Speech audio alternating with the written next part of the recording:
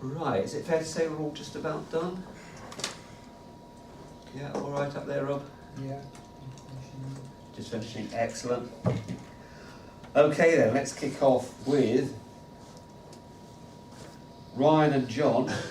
Can you tell us what you thought motivation was in general terms? A reason for doing something. It's a reason for doing something, absolutely. So on the screen now, I've said there are many different reasons, many different factors making people. Now I've used the word strive to do something because they may not actually achieve anything, but they're going to give it a go. So the rest of you, you're happy with that?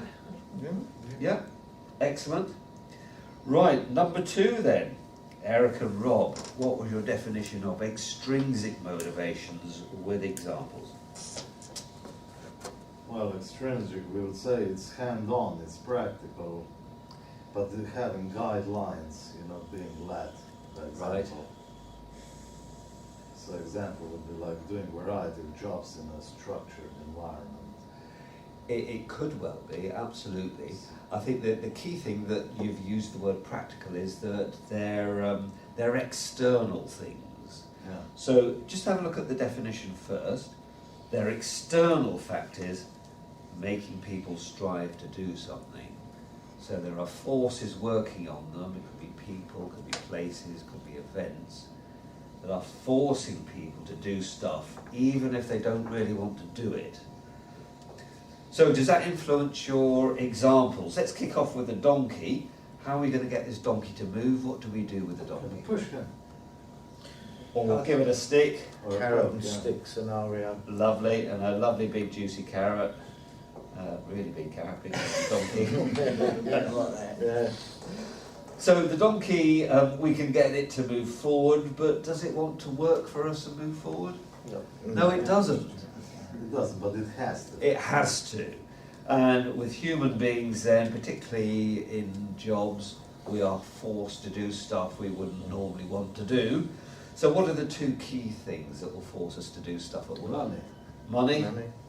So that's rewards, which is the money, and the opposite to getting those rewards, the money is? Penalties. Yeah, penalties, which are the threats. So if you don't come up with the goods, then we're going to sack you, or you won't get your bonus, or you lose your benefits. And again, they're often financial, but they can be status perhaps, amongst many, many things. So we're looking at rewards and threats, and I'm sure you're familiar with that at work sometimes, possibly. The way owners and managers get you to do stuff that you don't really want to do. Now, which learning domain are we looking at here to start with then? If you don't really want to do it, what learning domain? Head, heart or hands? Heart. It's the heart, isn't it? So, you know you've got to do it, but in your heart, you don't really want to do it.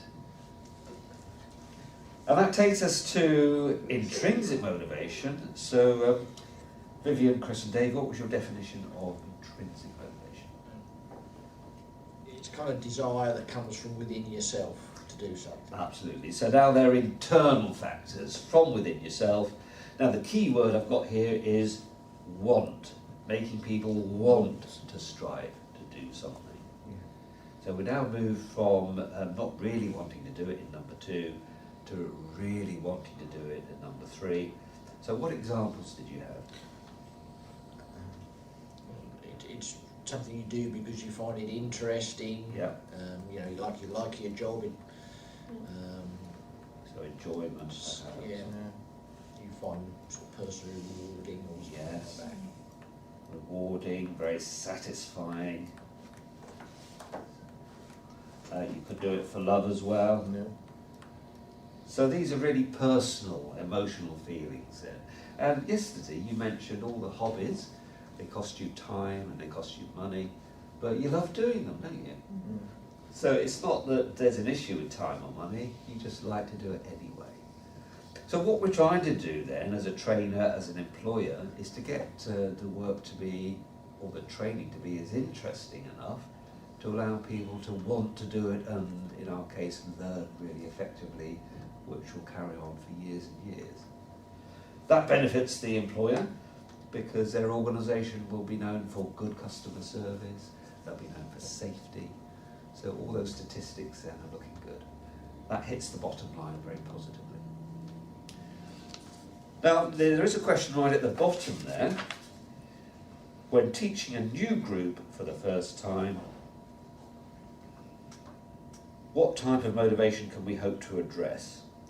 Is it the extrinsic motivators or the intrinsic motivators? So in the first hour, what is the only one we've got available immediately? The extrinsic. But we have a choice.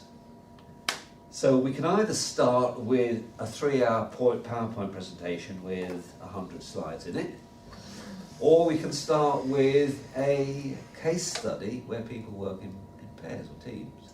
So what's going to start to generate the intrinsic motivation? Is it the 100 slides of PowerPoint, or is it the interesting case study? It's going to be The interesting case study. Absolutely. So it's up to you now, isn't it? If people are getting bored, it's your fault. Now, you may say, I've got a script to follow, and I have to follow that script, but I was under those conditions as well, and they used to call it subverting.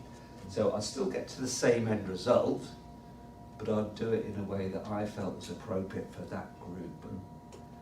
But if somebody popped in perhaps, they might be saying, well, where are you on the script? So I know it's a tricky thing sometimes, but you're the professional, you know how to get your own trainees learning for the best. Because if they're not learning, what did we say that's going to result in? Poor performance, and particularly in your jobs, accidents and deaths, which is going to cost money. So it's false economy. Lovely, all happy with that for the moment then? Yep. Marvellous. Now we're going to look at Herzberg's presentation after the break. So we're just going to explore some of what you've read already. So you can see he died in 2000. How old does that make him? Can we work that out? Yes, so not terribly old really. And when we see the video, we'll see perhaps why he died early, because he does something throughout the video that perhaps could have knocked a few years off his life. So I'm now looking at page 8 in the workbook. Page 8 in the workbook.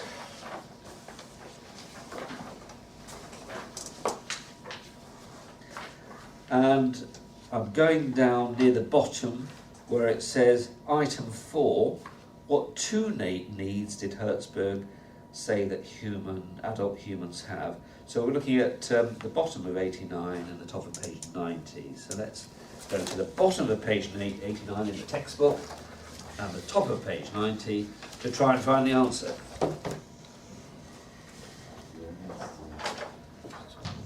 So bottom of page 89, what do we see? The first need is?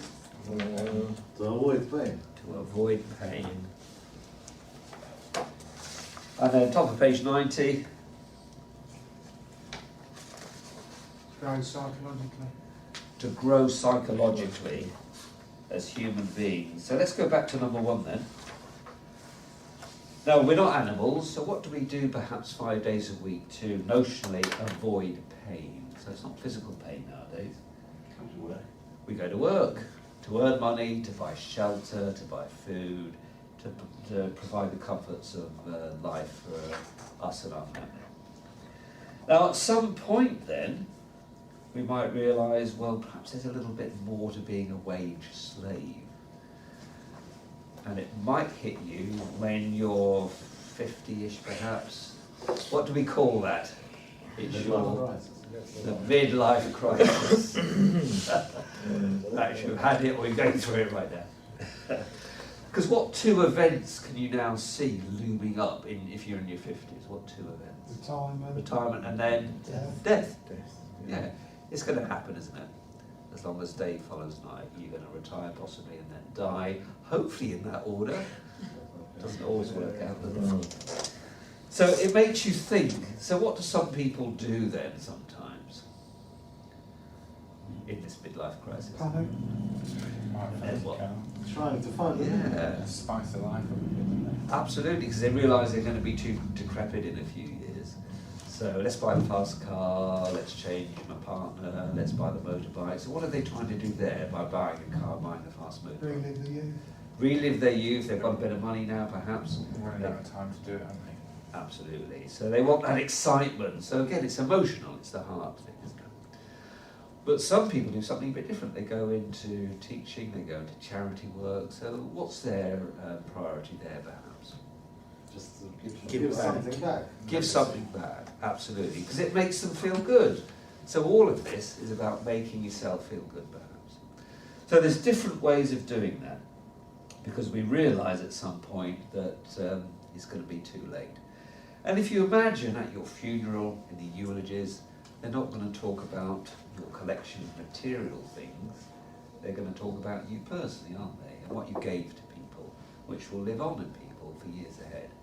So it does make you think sometimes as you get older. Right, that's the first bit there. A bit depressing perhaps, but there we are. That's life. That is life. Item number 5 there. What was British Leyland? Now, some of you may not have heard of British Leyland. I went to the museum. So you, I went to the museum oh right, which museum was that? in Leyland. Oh really? I didn't know they had one there. Preston, Ah, Yeah. Up in Preston. Yeah, excellent. You've not heard of British Leyland? I think I've heard of it, but I have no idea what it is. Read Bravo. Yes. He was a well-known striker, He wasn't he? was a real young Union man, yes. Read Well, let's Bravo. just rattle through the marks of car that British Leyland were responsible for. Okay. Austin Rover, Yeah. Metro, The Metro. that was the Austin or the Morris. Morris, Yeah. Rainer, MG. Yeah, MG, MG. Morris Garages. Hillman. No, that was the Roots group. Was that Rhodes? Rhodes, Yeah. yeah. Land Rover, Range Rover, Jaguar, Daimler. Daimler. Mini, no. Yeah, that was the Austin Mini. Yeah. Or they had, previous to that, they had the Wolseley Hornet or the Riley Elf. Yeah. There's a That was lot of all mini variants, wasn't it?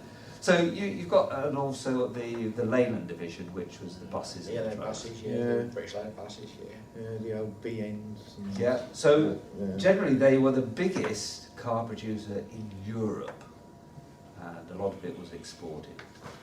Now, this is interesting. So you had this massive firm that's completely disappeared, and younger people have never ever heard of it. But let's try and understand why they disappeared. So any thoughts on that for us older people? Yeah. Why did they disappear? Build quality. Hard work.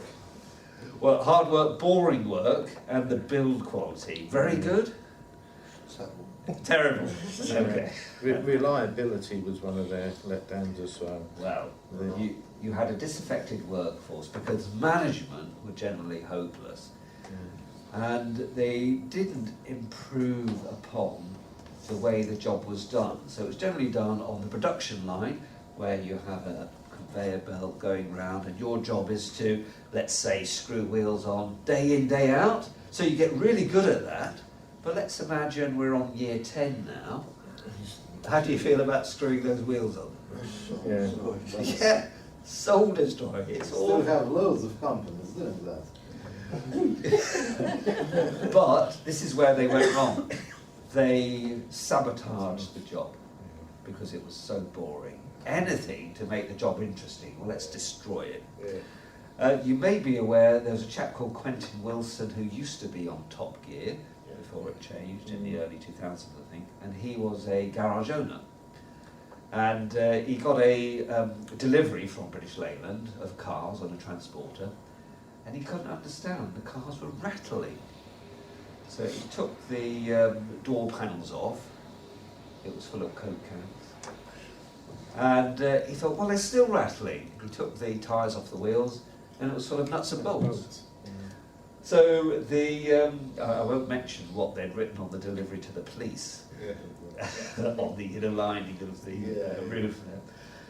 But the workers were so bored and fed up, they destroyed the job, and therefore reliability was awful. The actual design of the cars was pretty good. And if you get one, you can actually restore it to how it should have been before the workers actually produced it.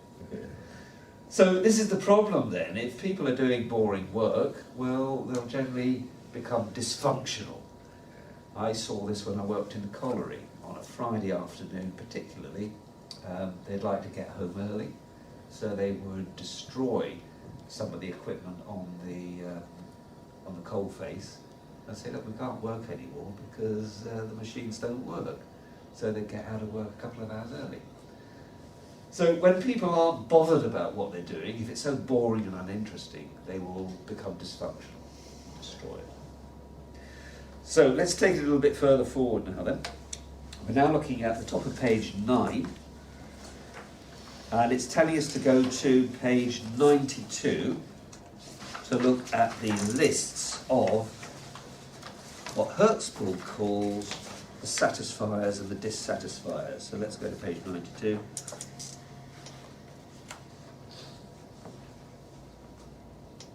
I've got it on the screen as well. Now your job is to decide which one of those lists is the intrinsic list, which one of those lists is the extrinsic list.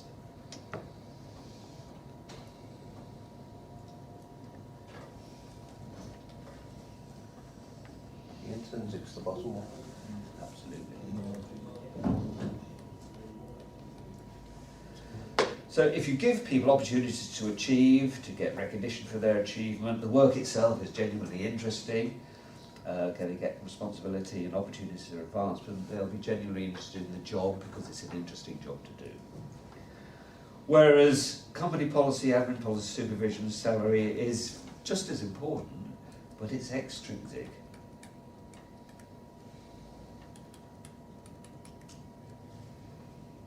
So what people thought originally was that if we make workers found, company policy, admin policy, supervision, salary poor, all we have to do is make those things good, and we'll get a really motivated workforce that will do their best and will have magic profits. But that wasn't the case. So Herzberg, he sort of changed the mould. He said, no, there's a lot more going on there. If you make all of those things good, it is important, but it doesn't give people the opportunity to be truly interested in doing a good job. It's these other things here. So quite a revolutionary theory at the time that was debunked by so many people at the time, in the 60s and the 70s. Right, what else have we got here? Let's now go to item, where are we now? Textbook. It says, bottom of page 94, and we're looking at job loading and job enrichment. So could you read bottom of 94 and all of page 95? And we're just exploring what on earth that's all about.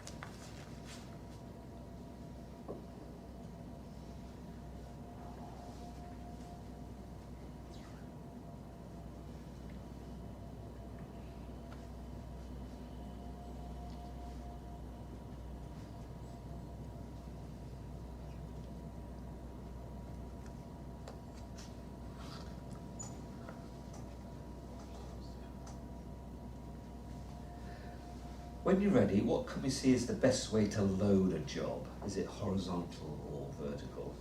Vertical. It's vertical. Absolutely. And we've got the example of Jane there. It's a bit stressful to be challenged vertically, but with hopefully support, she might feel really good about having that opportunity. Now, I've just mentioned Volvo at the top there. In the 70s particularly, which manufacturer was known for good quality cars? British Leyland or Volvo? Volvo.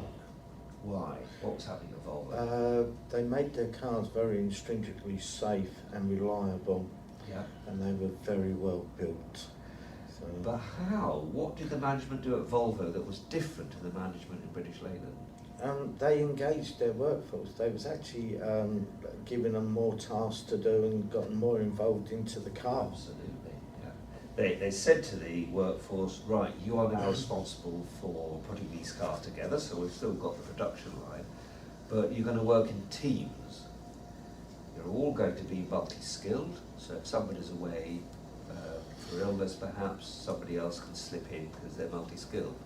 So you're going to share the jobs, you're going to share the supervision role, so I'm the supervisor this month, you're the supervisor next month, and so on. And you're all, in a way, competing against each other to make the best and the highest number of cars each month. So you've now got an intrinsic desire to beat the other teams in terms of the best quality and the number of cars produced. That was the difference. The challenge. Yeah. Do we see many old Austin Allegros chugging around? No. We don't. Do we see some old Volvo boxes chugging around? Oh, yes. We do. They were made well. So that's what it gets us then. Did So- you know that BMW allows workers to have 2 pints of beer a day? Really? I was shocked. They literally had a bar and beer. I used to get in a brewery, they did overtime, I used to chuck crate beer on the floor, you needed a beer. It kind of stopped him for health and safety reasons, it wasn't very good working around machinery, but yes. Yeah, there are 2 pints. We had a wet bar, yeah, you could have a drink there all day. But, Yeah. I mean, there are other things, like if you're Volkswagen, for example, will not contact their employees after 6 o'clock in the evening. So they will not Right. ring you up out of hours and have this concept of me time Yeah. and things like that to sort of improve the working experience. So there are, there's lots of things going on, but at the end of the day, all Herzberg is saying, if you give people something interesting to do that they enjoy, could be a bit of fun sometimes as well, they'll just do it well. The opposite is true. Now we're going to see the video after break, so let's just have a look at the background to the video that we're going to see. So we're back in the workbook now, and we're on page 10. So page 10 in the workbook. Could I ask you to read the top half of page 10?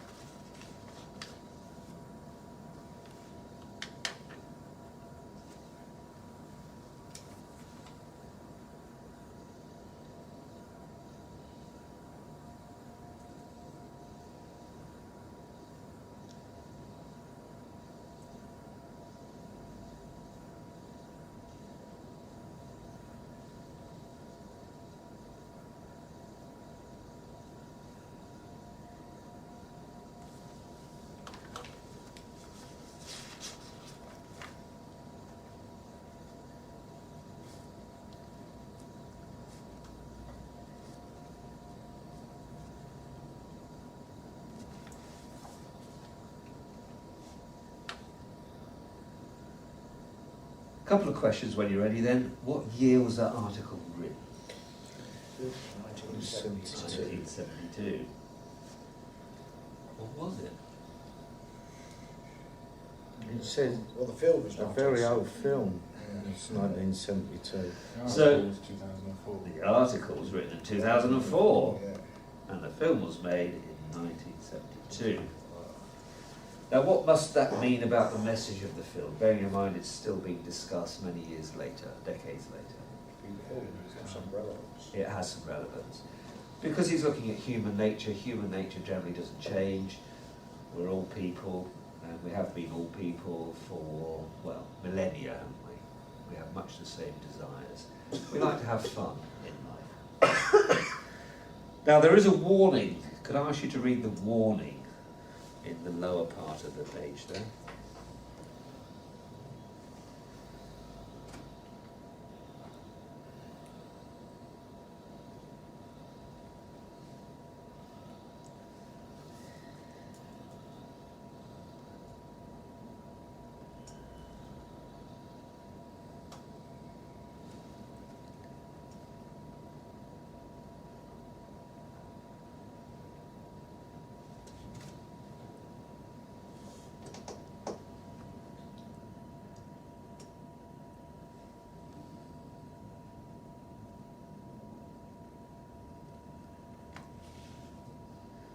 So the film is of its time. Now there is a final thing to consider at the bottom. Have a read of the consider paragraph, and then we'll try and answer the final question.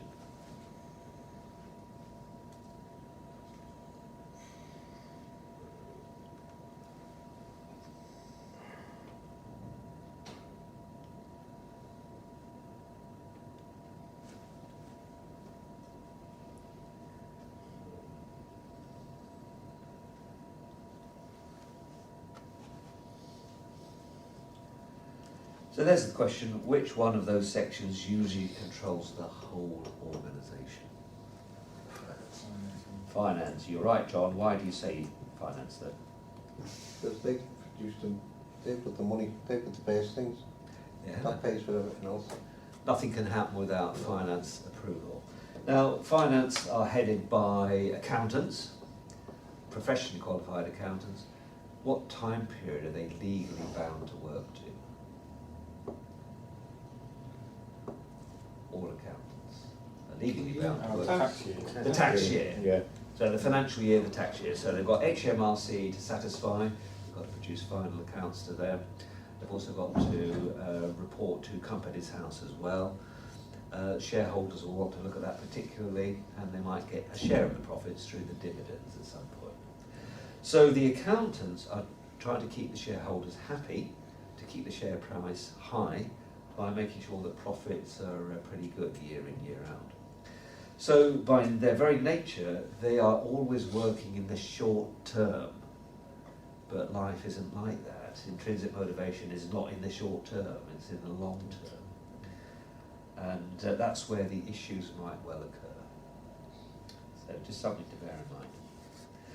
Okay, we'll take a break now. It's 25 to, so back at 10 to 11. We'll have a look at the film, and then you're going to put it into practice afterwards. So I'll see you at 10 to 11. Thank you.